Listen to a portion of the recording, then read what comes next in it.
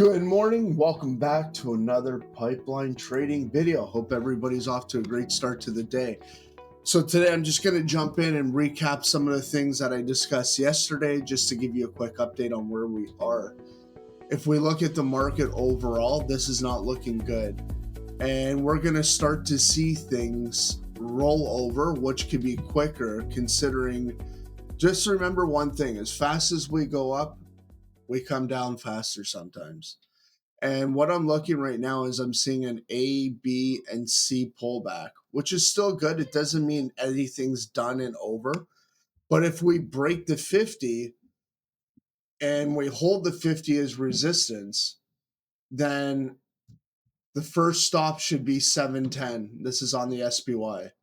And then we should go down 695. And you'll watch it and monitor it. But most likely, there's a very good chance that once you break the 50, we should come and retest the 200-day. And if that happens, a lot of people will probably be freaking out, saying all sorts of wild things. There's going to be a crash. And then the same thing, it goes back up, right? And it's going to look and feel like a bear market when really we're not done yet. Because that right there would be a 9% pullback in total. People will be worried. And to be honest with you, it's nothing. That's actually a correction. That is the definition. If you look at there's a chart. Go look up. It's 100-year market history. There's 50 declines. I think 10% or more is a correction. That's what it's considered. 15 out of the 50 declines were 25% or more. That's a bear market. So I would expect us to see some sort of pullback, and then we'll go and retest and have that euphoria that everybody's been talking about. And this is one of the reasons why I'm going to go to my friend Bitcoin, which I have mixed feelings towards. I've never been like a huge trader in Bitcoin. I've all over the years learned more of the cycles and everything else. But right now, the sentiment is very, very negative. And I always find that interesting because when it was at 125 or whatever it is, everybody's saying it's going to 250. And not to say that they're wrong, but they're not telling you a timeline because they can't. So right now, Bitcoin is looking very bearish. And we're in the part right now where we're going to see a potential pullback quickly down to that target at 55, 56 zone because we broke out of the channel. So that was yesterday. What you're probably going to be looking for, even if we get a spike up today, we could go back up to 63,948 and then get rejected before coming down. And if you look here, we may not, because this is today. This candle might take us all the way down. So that's another thing to be very, very cautious of. And if you look at the markets look like they're rolling over. So I would assume with the market rolling over, the entire world was pretty much red the other day. Same with ETH. ETH is actually looking a little bit different. I put in some numbers and some zones and targets of where I'm looking to see things play out. Right now, we're still in the channel. ETH is a lot of support here. This is like really big support. And we just got our secondary test. This candle right here, if you know anything about Wyckoff, this is our secondary test. We had one here, selling climax run, and then a secondary test. So we're actually getting closer to the end on ETH. I don't know exactly where it's going to finish, but if ETH were to chop sideways here, that would be bullish.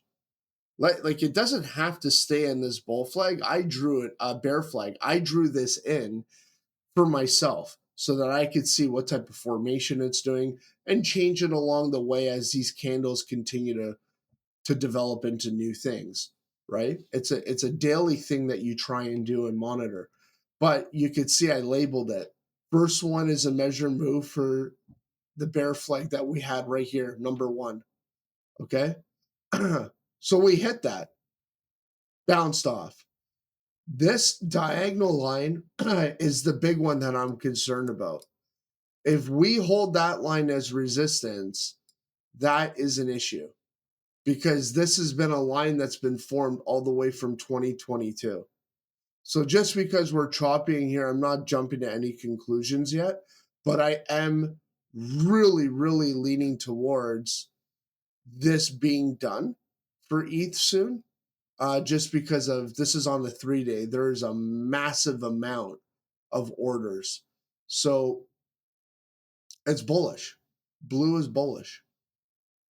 And now that we're here, I just don't see, with everything going on, market going on, everything that you're seeing here, I just don't see why ETH would go all the way down to 12. This is like below the tariff lows. So could it happen? Absolutely. Will it happen? Still to be seen, right? We don't know. But I wanted to just give you that. I want you to watch, see the formation, this bull flag, bear flag, all these flags.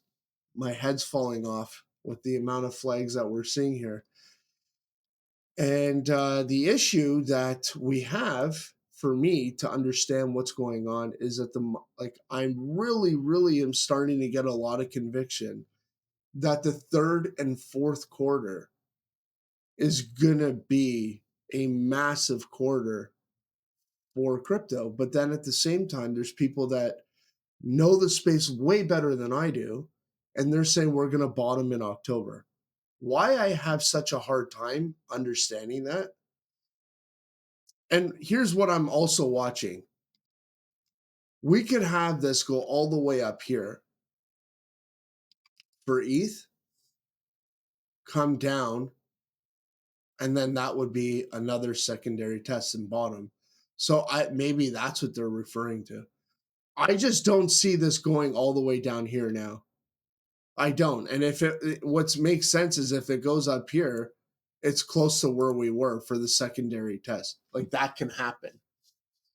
So maybe that's what I'm kind of anticipating. And the reason I say this is the market does not go up and make historical highs and crypto go down. Especially if the Clarity Act, you have all these things that have been going on, the BlackRocks and Vanguards and Fidelities and the 401ks and the IRAs, they're all making it applicable. So the entire industry as a whole has now allowed people who would never touch Bitcoin or ETH or anything like that in cryptocurrency to allocate 1% of their portfolio to it. So I'm having a hard time seeing this continuing to just escalate to the downside. I really do believe we are very, very close of this bottoming out. And this could have been it. Like it could have been down here. And the fact that we are like these levels where the head and shoulder measured move is, that's like a key fib level, which is the 0.88, which most people don't even use. They use the 0.8, no, the 786. So I use the 0.88 for really oversold advantageous plays. And it looks like, we held the 0.786 right here. Now we're going to see, right? So I'm not going to banter too much more. But Bitcoin looks like it's going to come down a little bit more. And I'm not concerned. I mean, like this is where, again, I believe that this bottom could correlate with the correction in the market where everybody thinks it's going to keep going lower. Remember I said the bottoms never seem obvious. It's always in hindsight. So that's another thing that I'm thinking of to just have in the back of my head and call myself out on my own stuff. I don't want to be married to one thesis that I put together because that won't work in your favor. And you have to be able to adapt and switch pretty quick in situations like this. So where I am leaning, if you looked right here, it looks like a head and shoulder. People could have thought it's going down, right? To give you an example, right over here. I think if we get a 10% marking correction, this comes all the way down here. Maybe it goes down to 55. I don't know if it'll go to 40. I don't see the 40, but let's just say it goes down to 55 to, we'll give it like 50. Okay. That's where I expect for it to bottom out, right around here. I drew this in yesterday for people to see levels. It should bottom out around here, unless we continue to get more bullish divergence and other things escalate or someone hacks something. There's always some sort of story around these times that comes out that perpetuates it and gives it a little bit more oomph behind the fall, and then everybody realizes it was a lie and we go back to the next story. BMNR is doing the same thing. This is showing ETH2, to the downside. But you could see bear flag measure move brings BMNR down to 1408. So I'm actually going to be looking to go long around here. I actually shorted yesterday. It wasn't a huge gain, but what did I make? I made, what is this? 3.1% on the trade. So not bad. It was a day's wage and it was a good scalp. I actually would have made more because I held my short. I shorted it twice. I shorted it once on the 22nd and then shorted on the 23rd. And then if you remember before, what was it, Juneteenth, I sold my call options, which those are up 40%. So that was a really good call. I didn't trust them signing that bill on a long weekend while people are, getting drunk and doing all sorts of heathenish things. So sure enough, nothing happened. Now things look like they're escalating with Russia and Ukraine, which is, what a dream, right? Like, it's insane that this is still happening. But needless to say, I'll move on to Intel. Intel looks like she has some legs. You got to see, is it going to hold above here? It looks like it is. So Intel has still room to go. Anybody who likes Intel. I'm not really a big fan of it at these levels. There's more risks for me to take a long than there is a short. And the reason I say that is the markets are rolling over. So to give you an example, okay, maybe make a 48% draw, 48% upside. You know what? Actually, now that I'm doing this, it's like a 50-50 on whether, like, what I mean by 50-50, not the trade, but your risk to the upside or downside. You're pretty much close to an equilibrium of where things were and where they are, look like potentially going. So as much as this might be as a risk, you actually have less risk to short it.